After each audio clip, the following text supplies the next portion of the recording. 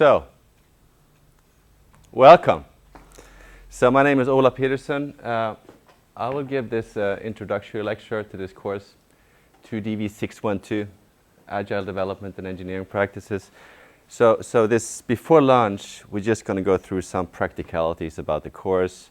I will start, and then Lars, whom you will have much more interaction with in this course, who's sitting over there, will talk about a little bit more about what the projects consist of, because essentially this is a project course. Very few lectures, mostly project.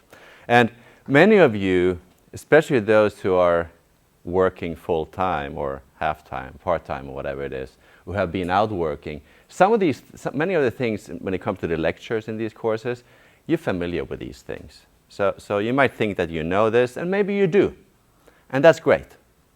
Then you just need to pay less attention. But and the way we're presenting things here is we're going to do agile development according to one methodology. There are many other methodologies, but it doesn't really matter in this course. This is about one methodology and actually jumping in and using that methodology to develop something. So if it's boring, be patient with us. It's only good for you if it's boring in a way. Let's see. Okay. How do I get to the next slide?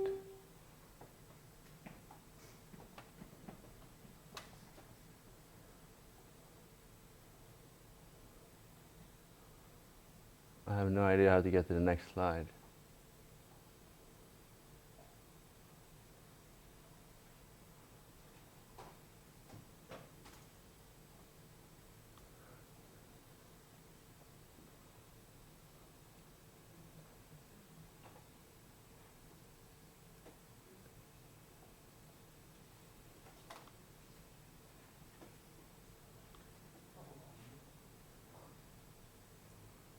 Any idea? Go. There we go.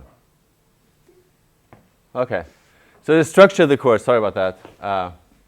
I haven't been here lecturing like this before. And I'm speaking English. If you have any questions, by all means, I understand Swedish. I'm Swedish.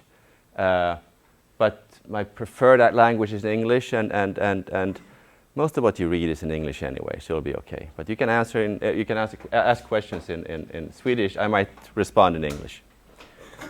So there will only be 4 lectures in this course, and they will be done during the first 2 weeks. And the purpose of that is really to get started with the project.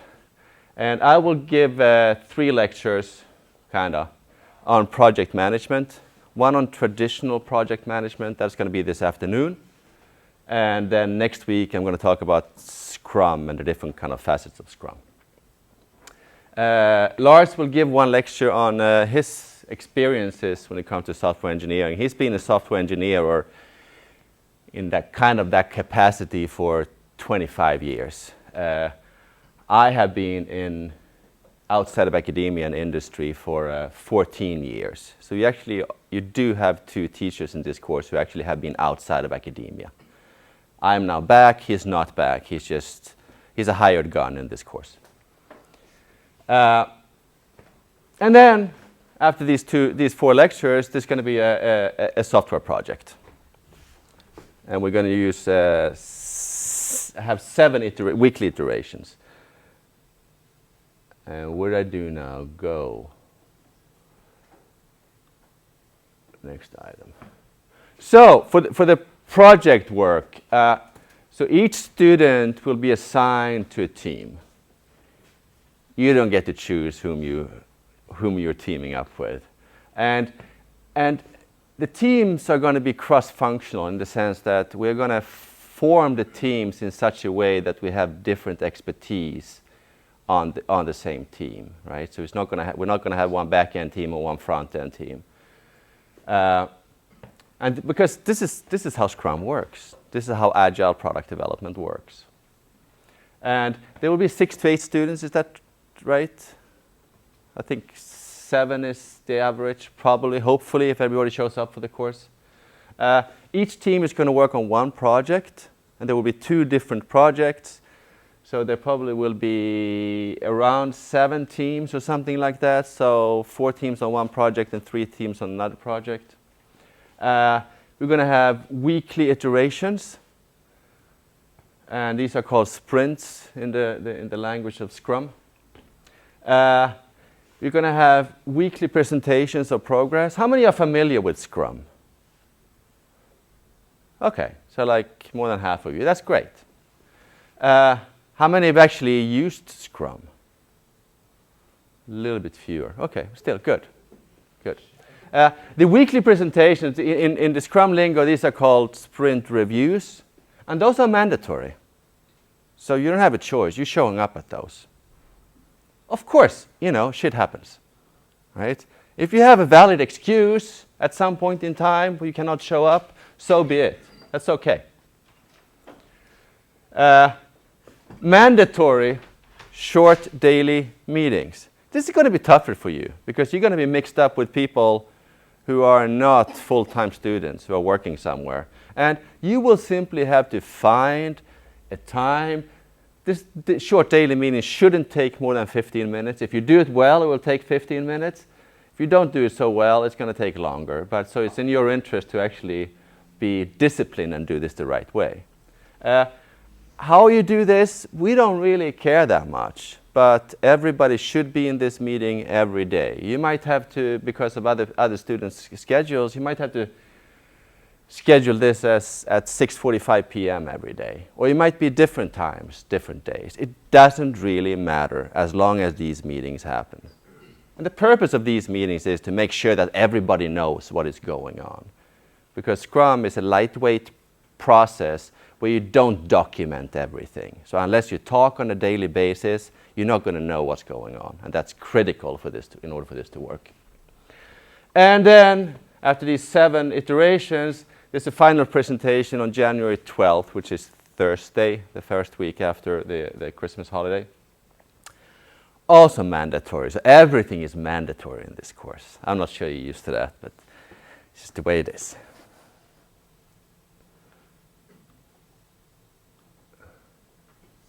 Practicalities. Everything will be published in CoursePress. We're going to use Slack as a communication tool, both within the teams and to communicate with a kind of management of the course. We're going to use Redmine as a project management tool, Redmine with a Scrum plugin. There are many other tools out there today, but Redmine, though it is kind of old, it is still the one that is the best tailored to Scrum. So for educational purposes, there's no doubt Redmine is the tool to use. We're going to use GitHub, code repository, and Jakob will be the technical support if you have any problems in the course.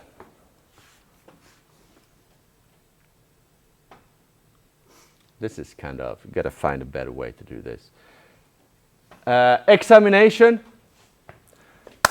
This is the way it gets interesting.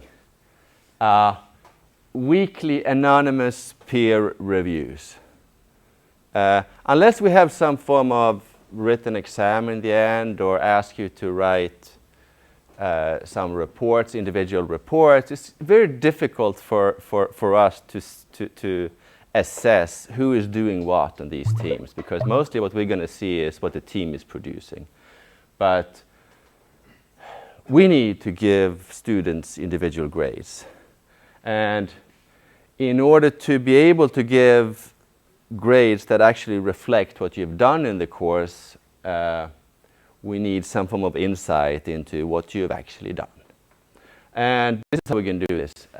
So after each iteration, after each sprint, each student gets 40 virtual dollars. And those virtual dollars are divided among the other team members, among the peers of the individual. And there's 2 dimensions here. You can give out you get $20 allowance to give out for technical contribution to this project. And since it is very much about agile product development or agile software engineering, adherence to the process is extremely important. So you also get $20 allowance to divide among your peers when it comes to how have they contributed to actually following the Scrum process. And at the end of the day, the examination of the course is based on how many dollars you get. So we're accumulating these dollars. They are anonymous, completely anonymous. Nobody will ever know whom you gave what. Together with what is the quality of what you have actually produced at the end. So your default grade will be based on the team grade, right? How good are you producing as a team? And then there might be some variation. There will be variation based on how you have managed to contribute in the eyes of your peers. And so, I mean, sometimes you might not feel capable of contributing technically. It might be in one sprint that you're doing work that is not really your cup of tea. You might lack the expertise in the kind of work that's being done.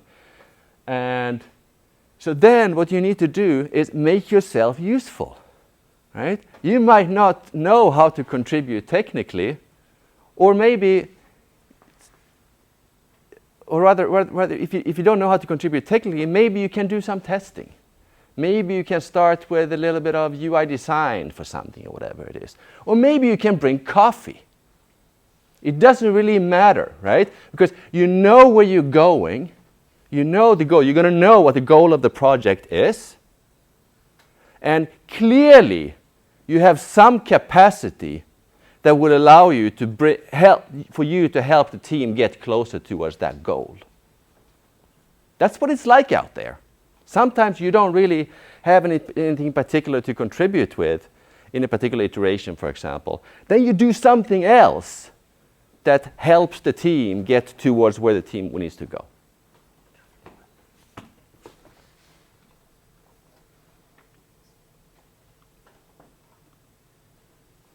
So, example of this peer review thing. So here's the, after one iteration, so we have these, you are somebody who's not on this list, right? And so you've given Peter seven of the, so you're dividing your dollars here among 6 team members. You're not giving dollars to yourself, I'm sorry. I mean, if you think you're so good, clearly you can convince your team members that you're really good too, right, by doing good work. Here you've given Peter essentially a third of all the technical contribution dollars. But Peter didn't really contribute very much when it came to Scrum. Like Gustav, on the other hand, was kind of average technically, but Gustav really contributed when it comes to supporting the process. So, and this is in your subjective opinion, right? Completely subjective. So Veton here, for example, hasn't made any technical contribution, but was somewhat useful when it came to adhering to the process. And as I said before, Gustav has excelled at Scrum, but technically he is average. Any questions about this? So this is going to happen every week. Now, unfortunately, I need to specify some rules in order for this to work. They must be filled out the day after the sprint review, after the weekly presentation, at the latest. If you fail to submit, you get $0 for that iteration. And if you fail to submit, or if you receive really poor peer reviews 2 iterations in a row, you will get a warning. Second warning, you're out. You fail. Kicked off the team, failed the course. You're gone. So take these warnings seriously. I give a similar course at the master programming in Växjö, and I always kick out people. Has never happened that I have not kicked people off the course. So please, surprise me. And don't let me do that. And don't force me to do that. And I'm sure some of you have already thought about this. Gaming. Yeah, there's got to be some way to game this system. And yeah, there might be ways to game the system that I'm not aware of. But if we catch you, it's bad news. You get a warning. And one example of gaming here, which I've seen many, many times, is that weak performers tend to give dollars to other weak performers. Right? So you get a stratification. If you look at where the dollars end up, you have one group up here who get a decent amount of dollars from each other, and then you have one little group down here who only give dollars to each other. They get no dollars coming from most of the students to one or two students. So you start to see this, right? And if I see that, for example, say that everybody on the team gives $0 to one of their peers, except one, and we have two students who give a fair amount of dollars to each other, but they get no dollars from anybody else. That's gaming. And then we will have a conversation about this. And you would have to justify it. You would have to justify your subjective opinion. Right?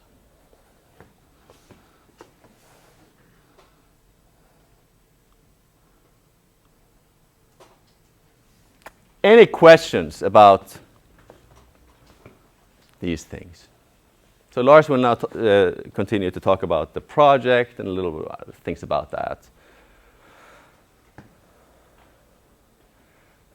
And so you will get logins to Redmine, the user storage, which are kind of in Scrum lingo, the requirements for the project will be populated in this tool.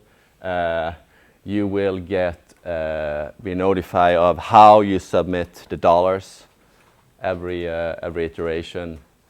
You will not see the accumulated scores for the dollars. Only we will, because they are anonymous. No questions?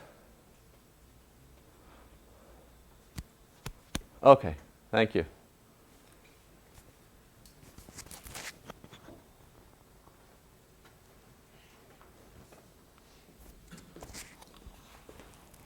We can avoid a technical disaster here. I don't think so.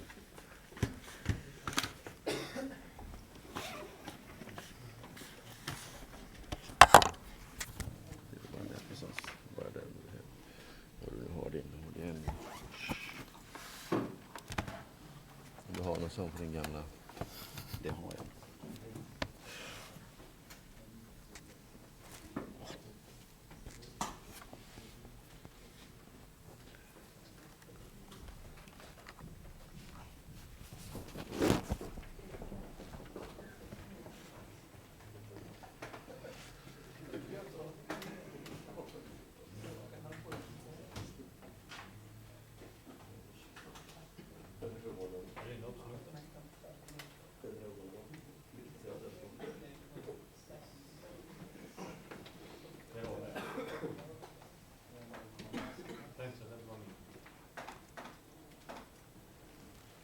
Right. First of all, if you do have any questions about this course, I'm the guy you were supposed to talk to. If I don't have the answer, I will probably ask Ola or Jakob or any other staff here at LNU. Okay, so this is a projects course, and I will have two different projects for you. I think they might be quite tough. The first one, which is the web chat system, is a fake system. It's not going to be used live, but it's a system that I want you to create for me. I want it to be a secure web chat system. You can create it any way you like it, just as long as I'm happy. As far as I'm concerned, I'm understood that you do know Java, a bit of Linux, You do know how to handle a web server. And I, for a fact, know that you know how to create a database system. You can't lie on that one. I will be the product owner for that project. The second project is a Twitter-based system. And if everything goes well, it is a system that is going to be used by this university, or at least the foundation for it, or the base for it. And it's a system for collecting tweets, performing some analysis, and then presenting that result on a live website. This is what I'm going to tell you right now about these two projects. The thing is that there are only 2 teams allowed on that Twitter project. So the rest of you that don't get into that Twitter project will end up with my web chat system. And you know that I'm a tough guy. Jonas Lundberg is a teacher, and he's located in Växjö. But for both of these 2 projects, we will be using Skype as our primary media for talking to you. But we have a few problems here, and that is that you are students, and sometimes you have to make some trade-offs. And one of these trade-offs is that we are going to switch the Scrum Master after the 4th iteration, if everything goes well. That's not the way to do it in the real life, but this is a student project, so that's what's going to happen. And also that Scrum Master is going to be a part of the development team. So that person will have 2 roles. Right? The person who becomes the Scrum Master will be allowed to have some mentoring using me once a week for, let's say, half an hour, where I and that Scrum Master will be talking about the problems that you have. And that can be anything. Being a leader for a project is sometimes very hard, because this is not about technical issues, this is about people, this is psychology. Technical aspects are seldom the problem. People are.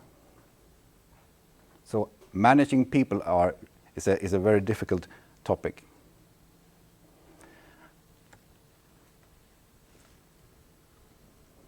The product owner is expecting you to have a weekly meeting with him, and it's going to be either me or Jonas Lundberg. And that weekly meeting, I assume it's going to be held for at least half an hour. I would think that it more comes to about 2 hours each week, where we will be talking about what you have been doing and what I want you to do for the next iteration. It will be held over Skype. I will not come here to Kalmar. And the schedule for that meeting is something that we can agree on the first sprint. Okay? Now, selecting the project. I want you to notify me on which project you wish to work on. And this is a wishful thing, because if you want to be on that Twitter project, it might be so that I will be putting you on the web chat system instead. When you do have figured out which project to choose, you mail me, and the mail header should be selecting to DV612 project. And I want you to mail me no later than the 2nd of November at 1700 Swedish local time. You can't misinterpret that. And again, teams are composed by the course staff.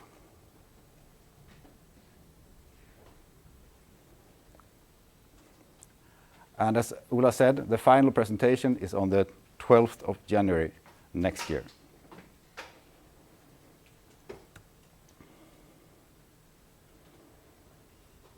So, this is a few questions I have for you. What will you do when you have gotten yourself into a team? There might be some people that disagree that there ever is a sprint zero. That's a fake Scrum thing. But I have given you very little information about these two projects. So you cannot stand straight up first meeting and tell your team members what to do or what not to do. You have to think about this for a few days. And that might be interpreted as sprint zero.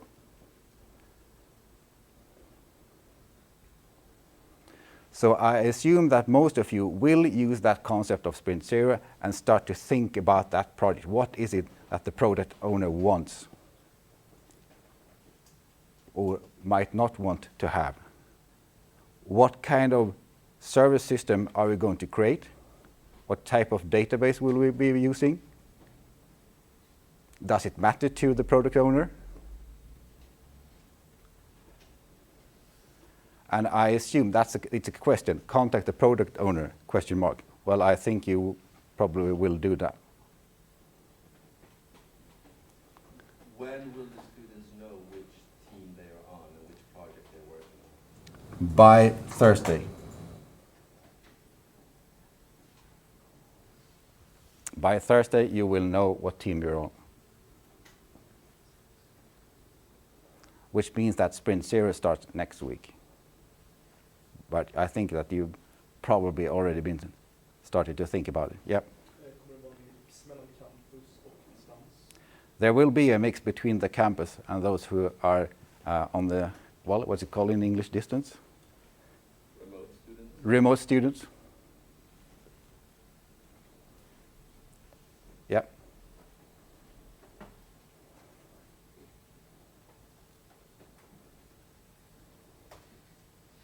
Very brief information you have here. It's not very uncommon that that's the fact when you're starting to work out there. Yep.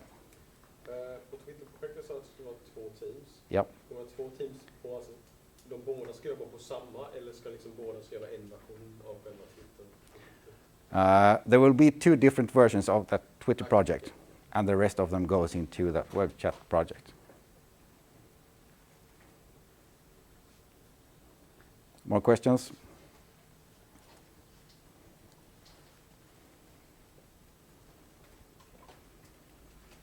I think both of these projects are quite interesting, and they are both related to the real life you live in.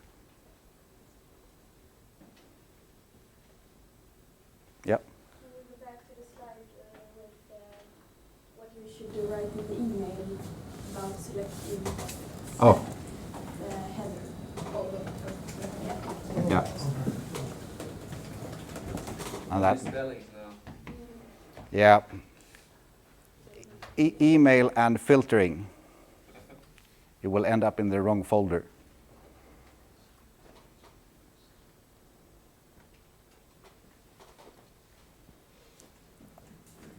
More?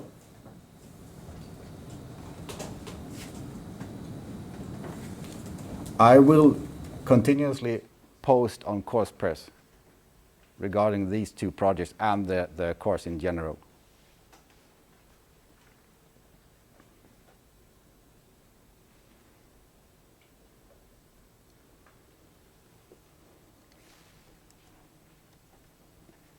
Right? Then I'm done. 11:48. So I will see you all at 1:15. Okay. Thank you.